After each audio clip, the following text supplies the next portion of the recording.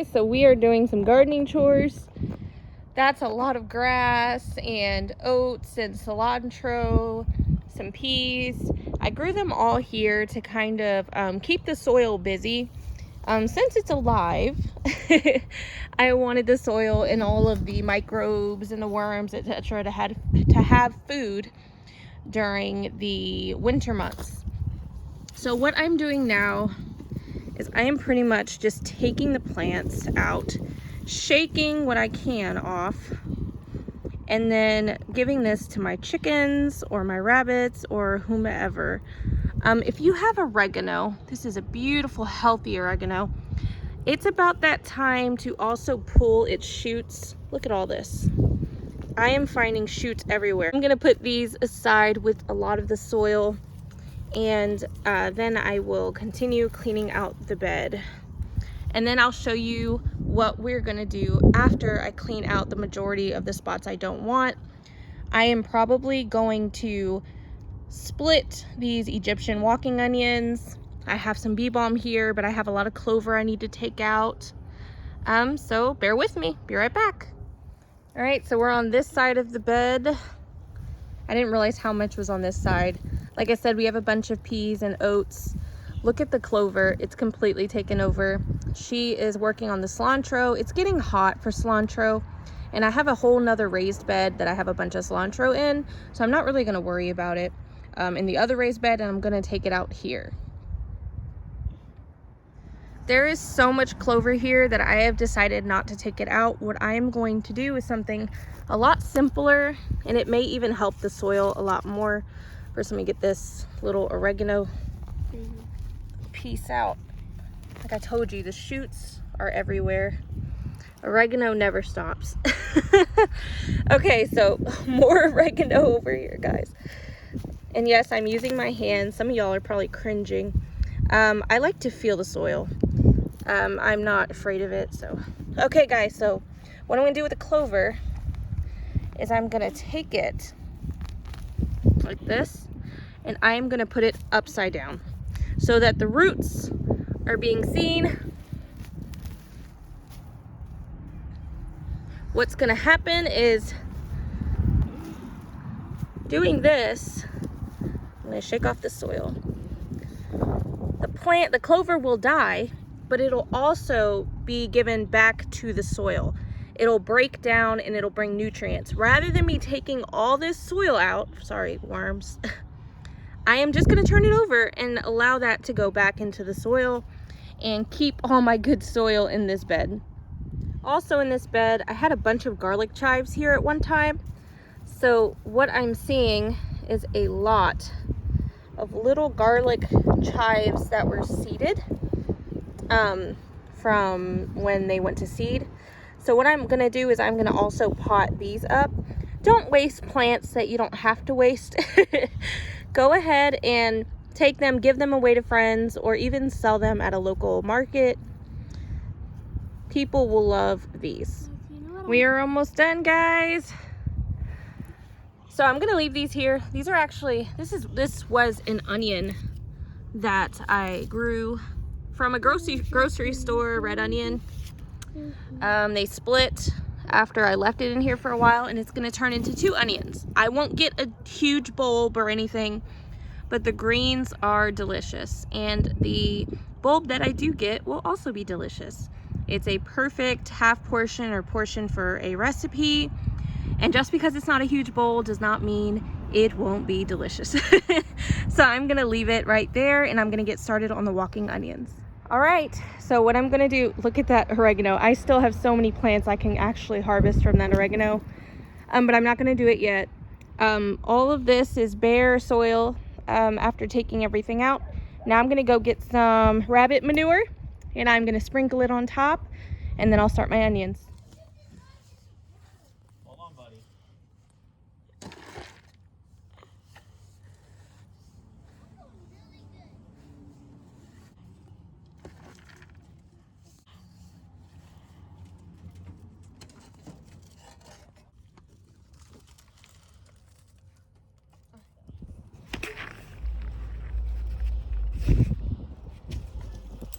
All right, I went ahead and I spreaded out all of the manure with my nifty tool.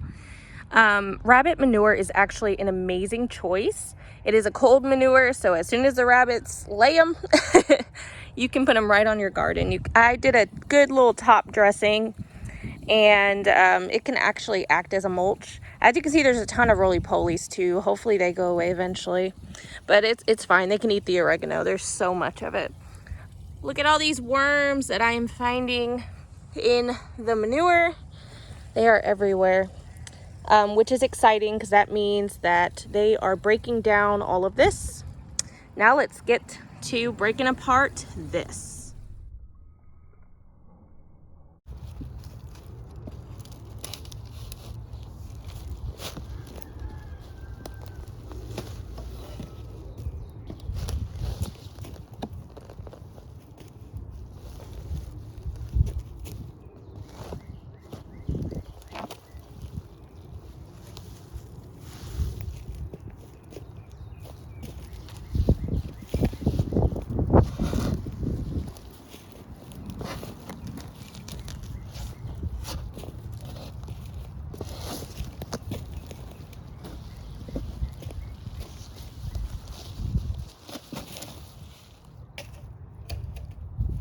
All right, guys.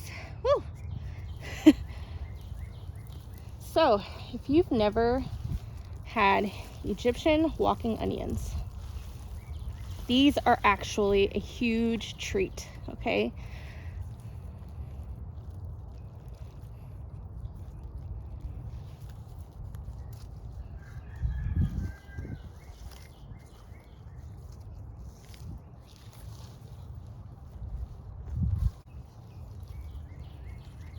So you see they have like a bulb. This is a very new walking onion.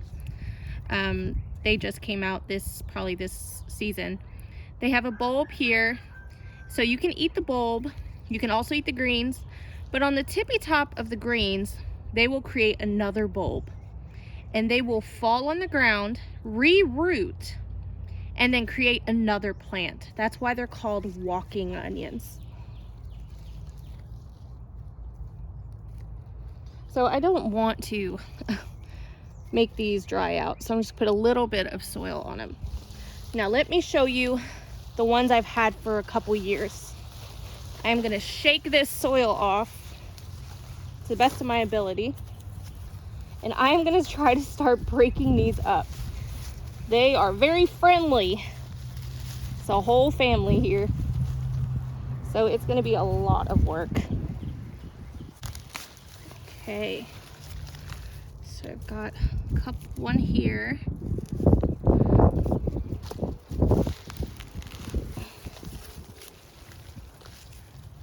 Here, and let me finish this up and I'll show you what we got.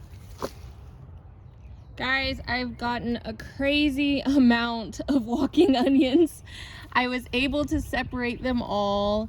Half of these will either go to friends or I'll be selling at a local market or even on a gardening page.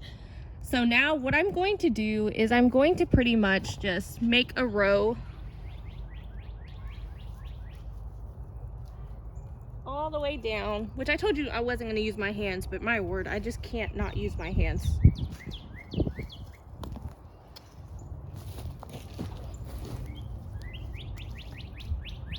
And I'll do another row here.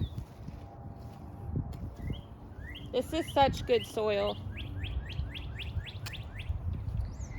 And I will start planting them this way.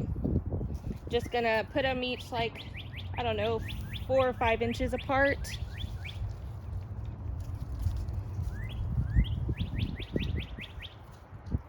My family loves onions. This is a great option for onions.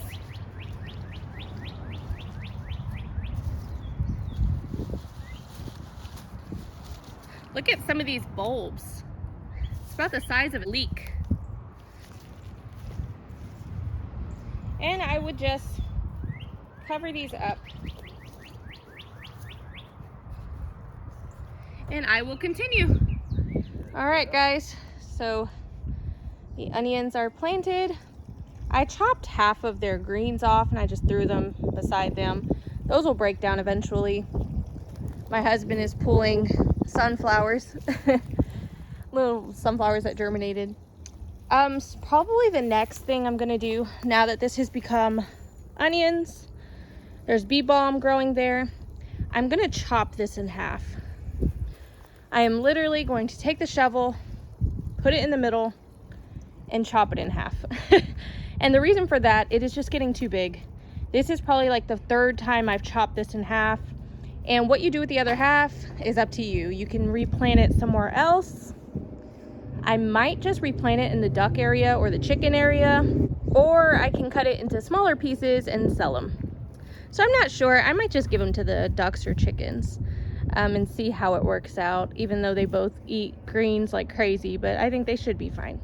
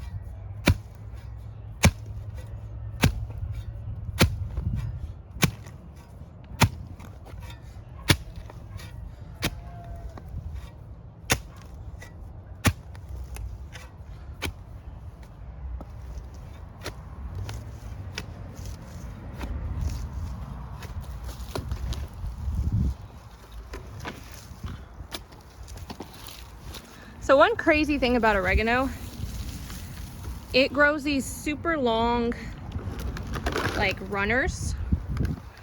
They root in the ground and then they create more and more and more. So it's a lot. So look how long these are. And you'll see roots coming from them. See how that touched the dirt. All right, guys. We are in the pond area, the duck area, and I have all that oregano right there. And he is going to dig the hole, and we are going to put it here. So I'm super excited. I want to get some herbs around here anyway. I'll have to update you guys, let you know if the ducks absolutely destroy it, because ducks are kind of funny that way.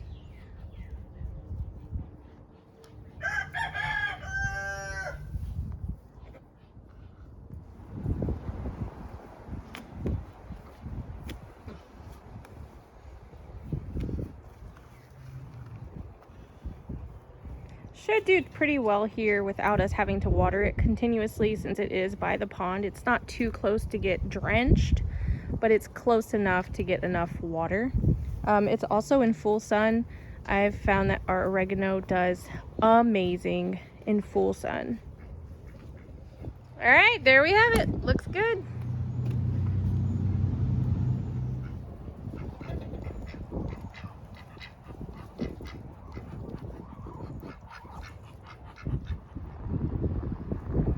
All right, the bed is officially done. I am adding mulch, of course, because the soil is only as good as the mulch. It has to have some type of covering on it for it to be this good. I don't want my soil dry. I don't want it lacking life. Worms, if you think about worms, we need earthworms to make our soil good, right? Have you ever taken an earthworm out and left it in the sun? It dries out. So same situation, if your soil is dry, there will not be earthworms there. They need to stay moist. So your soil needs to stay moist. Keep that in mind. We've got the pollinators all in the garden now. They know where the good stuff is. I've actually worked on this bed already as well. I have parsley. All this grew back. I didn't mess with any of this here. I have sage. I took cuttings in the winter time and I put them in here. I have my parsley. Chamomile all grew from the seeds that dropped last year. Cilantro is about to go to seed soon because it's getting so warm. And then I have the onions. I got them from Dixondale Farms. And I have carrots growing. I guess seeds germinating from, I don't know, it was probably like 2 seasons ago when I dropped carrot seeds over here. I guess they just started germinating. And then over here, I've got strawberries. I just planted a bunch of little baby chamomile. And I've got baby asparagus that's seeded all throughout here. So I guess this bed is pretty much going to be chamomile, strawberry, and asparagus. And I'm pretty excited about it. This is a full sun bed, so everything should be doing okay. And once the asparagus get big enough, they'll shade off the strawberries a bit. So that could be good too. Thank you for hanging out with us today. Hope you have a great day. Happy gardening. God bless.